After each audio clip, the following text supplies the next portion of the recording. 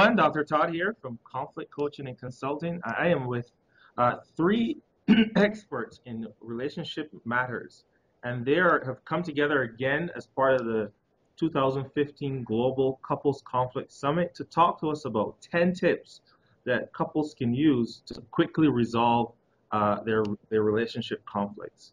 So we're going to start with Robin D'Angelo. Robin is a relationship expert out of California, and she's going to be giving us the first three tips. Robin, tell us what you have on your mind.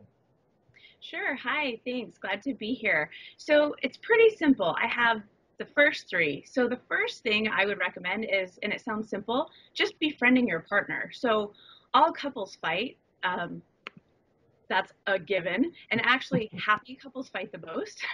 So as long as the way that you're feeling about your partner is more positive, your good feelings, the things that you enjoy about them are kind of top of mind more than those negative things or the things that bug you, you're kind of setting yourself up for success right off the bat. Awesome. The second thing I would recommend is really getting curious with your partner, because oftentimes conflict will stem from like a complaint, or maybe someone's kind of pouting, or just kind of being a little bit passive aggressive about something. So if you can get curious with your partner and ask them, like, what's really going on right now? You know, is it really the dirty dishes on the sink that are making you upset with me? What happens is, like, your partner complaining is like this huge neon sign flashing saying, hey, there's really something important going on. I need to talk to you. I need to get your attention. And for some reason, they're having a hard time just kind of talking to you about it kind of outright.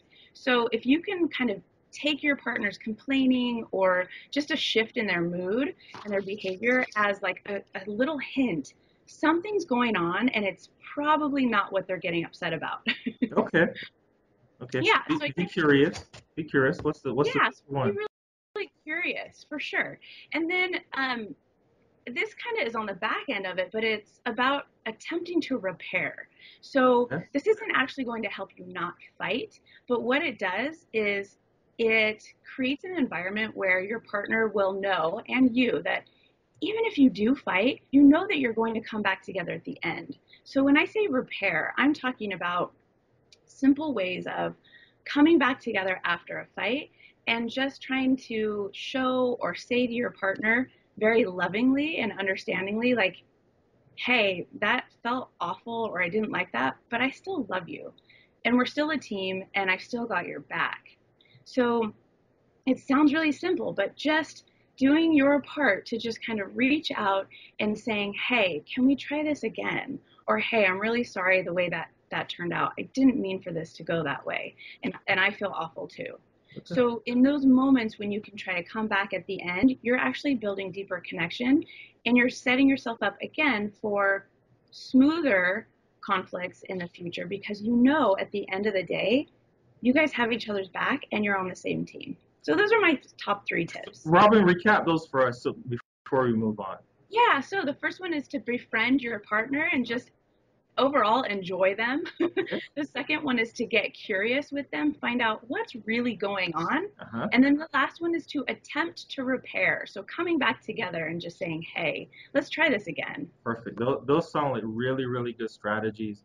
You know, one of the things that I've realized is that sometimes it's really the simple things, just shifting the way how you think, that really can transform relationships. Um, Absolutely.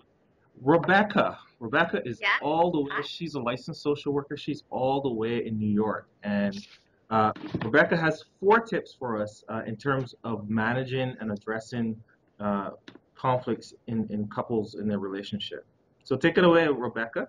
Thanks, Carlos. This is pretty exciting. So my first tip is to accept influence. This could be tough to do sometimes, but when we repeatedly shut our partner's influence out, the negative stuff, the negative feelings we have about each other in our relationship, that escalates. So when you reject your partner's influence, you're essentially rejecting him or her. This can be really hard to do, but it turns out that when men especially accept influence from their partners, it does a whole lot of good for relationships. Hmm. My second tip is to find your play space. What? So what does this mean? Find your place. Find your The play space where space. you Okay. play, the space where the two of you connect, where you soften, where you laugh and have fun. It's your sparky place. But Spend time together there. Rebecca, Go ahead, Chris. I'm Okay. going to interrupt you. So when you soften, what does that mean? When you soften, when you kind of melt into one another, where you're not so harsh with one another, find that space in your life. Doesn't necessarily mean in the middle of a conflict, but make that space ritualistic. Okay. Because what if, even in the middle of a conflict, even when things do get really harsh, what if you could find your way back to that space? Okay. What could that do for your relationship? Got it. Right? So the next one is to change your expectation. We know research has shown that 69% of couples conflicts are perpetually unresolvable. So what does that mean? It means that we need to refocus, that we need to slow down, not to spend all of our energy trying to fix the problem, but to refocus on connecting and talking about the issue with the focus being on the conversation, not solving the issue. Okay. Right? The focus is on the two of you connecting. Okay. And my last tip is to take responsibility. Find some kind of truth in your partner's complaints, a little small nugget that you can own, that you can take responsibility for, because defensiveness is one of the most ugly blockages that all couples face. It's really hard to connect when you're at odds with each other, so taking responsibility for that small little nugget allows your partner to feel like you're hearing him or her, and it creates more of a connection in your discussion. Okay. Is that 4 already? That was 4. So at the 4. Yeah, you want me to recap them? Yeah. Accepting influence, Uh-huh.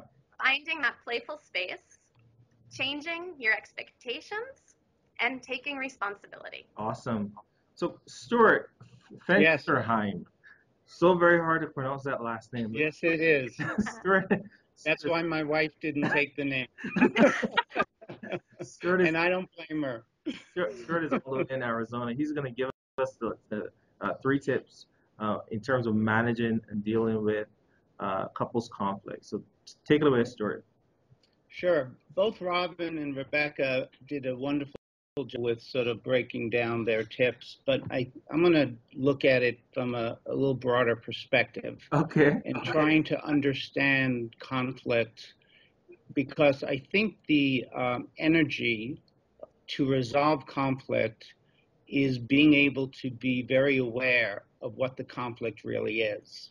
And I think most of us fight for the wrong reasons. We're in the middle of a fight, fighting about money, or we're fighting about time, or we're fighting about sexuality, when that's not really what we're fighting about. So I think what we need to do when we start looking at this and say we're wanting to understand conflict resolution,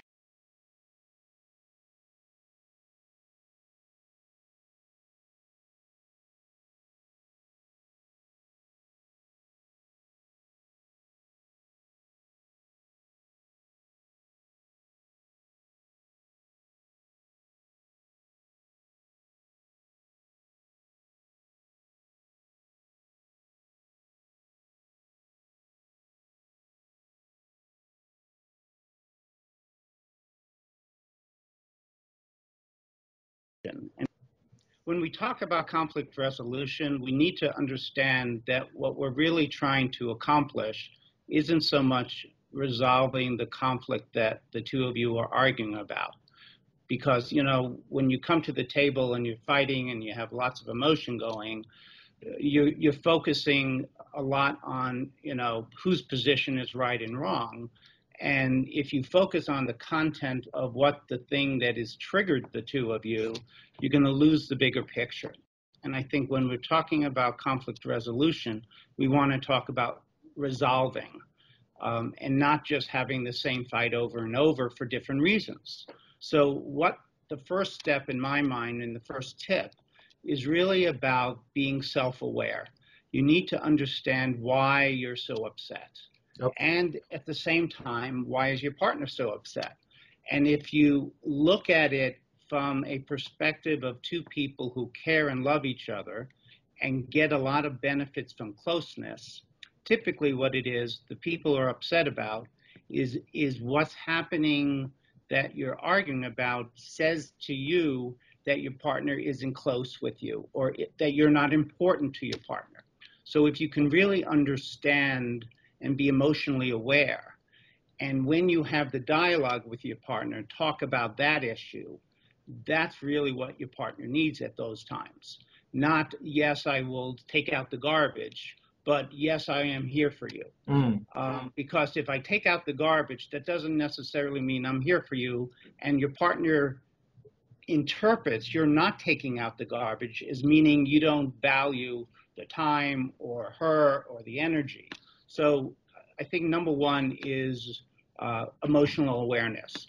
The second, I think, that goes along with that is you need to validate both your experience and your partner's experience. If when your partner is upset, you talk about the impact that may be having on her, and not feeling important or not feeling that you value your partner, and reinforce the idea that you do. And I think this is a sort of a tough nut sometimes, because when there's a lot of emotions happening, your partner may not be so receptive to hearing it, but I think you need to say it anyway. And I think it was Rebecca who was talking about play and humor.